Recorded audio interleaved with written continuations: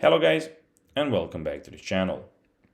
Where today guys, I'll be showing you how to delete Bluetooth device on a MacBook. So guys, the first thing that you of course need to do is of course open your MacBook and you'll have a desktop screen looking like this. Then, now let's see what we else have in front of us here.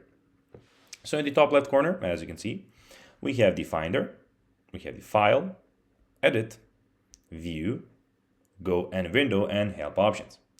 In the top right corner, on the other hand, we have, as you can see, your date. We have, as you can see, the Wi-Fi, battery, and all those things. And in the bottom, all of the applications that you're using. But now, guys, let's see how you can actually go and delete the Bluetooth device on a MacBook. So first of all, click on the Apple menu in the top left corner and select the System Preferences. So we have the Apple here and click on System Preferences when you, of course, click here, or of course, the System Settings. Now click on Bluetooth. We have Bluetooth as the second option here, as you can go and see. In the Bluetooth preference pane, locate the device you want to go and remove. Hover your mouse over the device name and you'll see an small X button appear, as you can here. And then when you do that, confirm that you want to remove the device when prompted.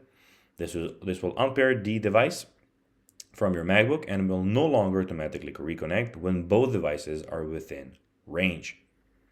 So guys, that will be everything for this video. I hope that you found this video informative and entertaining, guys. If you did, don't forget to like this video, share it, subscribe to the channel, and put the notifications on, as guys, this really helps us grow our channel. So if you have a few seconds, it will be pretty cool if you could do this for us.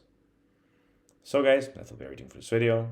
I hope you enjoyed it, and guys, as always, I'll be seeing you in the next video on this YouTube channel. Until then, as always, bye guys.